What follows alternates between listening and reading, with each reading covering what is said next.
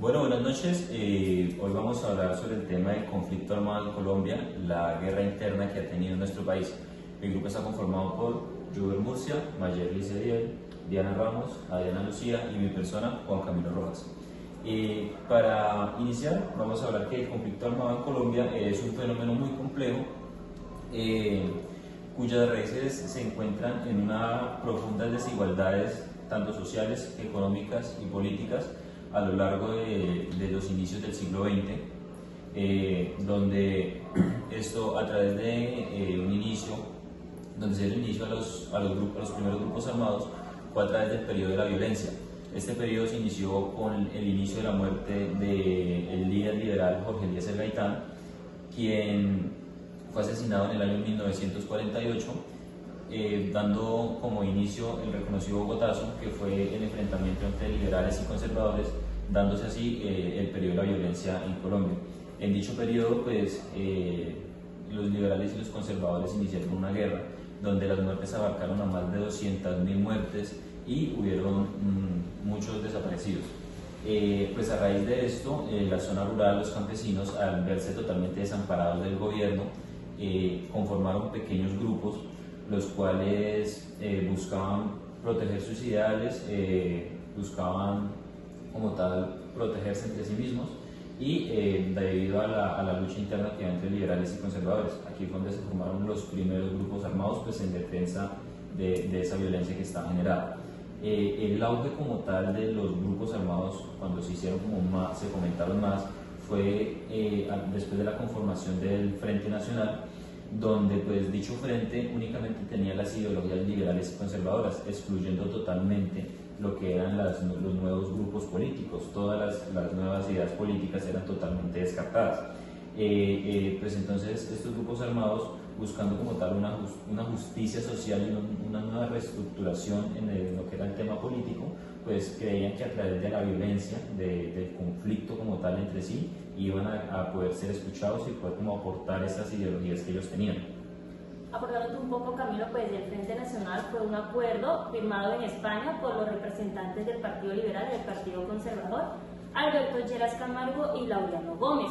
Sí, este periodo fue comprendido entre los años 1938 hasta el año 1974 y lo que buscaba era una repartición del poder del Partido Liberal y el Partido Conservador. Eso se realizó en un consenso de 16 años. Lo que se hizo fue que 4 años uno de estos partidos pues mandaba y el otro sucesivamente.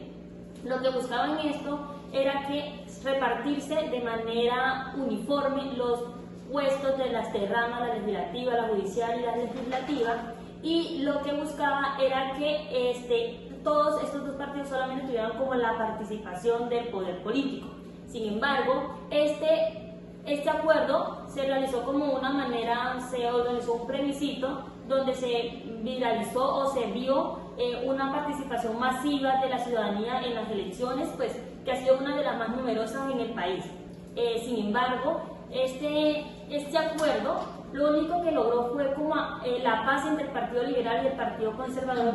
Sin embargo, no pudo acabar como ese apoyo que tenían muchas personas a Gustavo Rojas Pinilla, ni mucho menos mitigar o acabar la violencia que estaba viviendo el país en su momento. Adicionalmente, en este periodo surgieron las guerrillas, los grupos armados, las FARC, el ELN, el EPL, como una represalia que ya venían anteriormente, pues por la falta de participación política de estos grupos, las retaliaciones militares y la concentración de la tierra en el campo. Profundizando un poco más en el tema de las guerrillas, durante los años 1960 surgieron las primeras guerrillas en Colombia. Estas fueron inspiradas por ideas marxistas y revolucionarias de Cuba y China. Las guerrillas de extrema izquierda fueron un conjunto de diversos grupos revolucionarios que surgieron en diferentes periodos del siglo XX. Estos fueron motivados principalmente por desigualdades sociales y la falta de representación política. Estas organizaciones, inspiradas por el comunismo y el nacionalismo, perseguían reformas estructuradas buscando desestabilizar el gobierno por medios violentos. Estos grupos buscaban derrocar el sistema político colombiano y distribuir la tierra y las riquezas. Estas guerrillas comenzaron a fortalecerse financiándose por bueno, inicialmente a través del secuestro, extorsiones y pues del narcotráfico. Los principales grupos armados fueron las Fuerzas Armadas Revolucionarias de Colombia, nombradas como las FARC. Estas se desarrollaron en áreas rurales y defendían las causas campesinas. En el 2002 ocurrió el secuestro de los 12 diputados del Valle del Cauca. Estos estuvieron en cautiverio por 5 años. En ese mismo año ocurrió el secuestro de Ingrid Betancourt, quien fue liberada en el año 2008 a través de la Operación Jaque. También está el Ejército de Liberación Nacional, conocido como el ELN, que fue influenciado por la Revolución Cubana y atrajo jóvenes de clase media y se destacó por su enfoque terrorista urbano. Su figura notable fue el sacerdote Camilo Torres, quien en una muestra de convergencia entre la teología y la liberación optó por una lucha armada hasta su muerte. También está el Ejército Popular de Liberación, conocido como el ELP, y el movimiento del 19 de abril, conocido como el M-19. Este fue otro grupo importante que se destacó por su nacionalismo y su enfoque urbano, ejecutando actos simbólicos como el robo de la espada de Bolívar y la toma del Palacio de Justicia.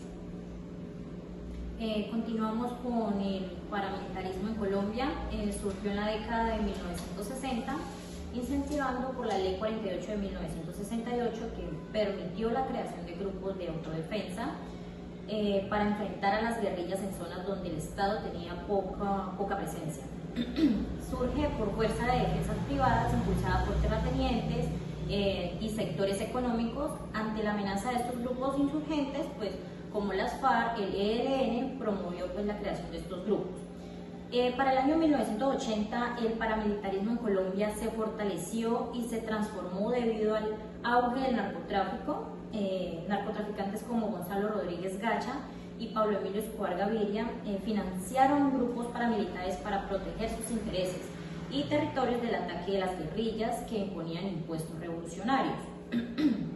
Ya para el año 1990 los paramilitares se unieron en una organización conocida como las Autodefensas Unidas de Colombia, AUC, liderada por los hermanos Castaño, llegando a tener una estructura organizada, divisiones y jerarquías similares a la de un ejército regular, expandiéndose en varias regiones del país, cometiendo pues graves violaciones a los derechos humanos, masacres, desplazamientos forzados, asesinatos, violaciones, secuestros a toda persona que colaboraban con la guerrilla, los asesinaban.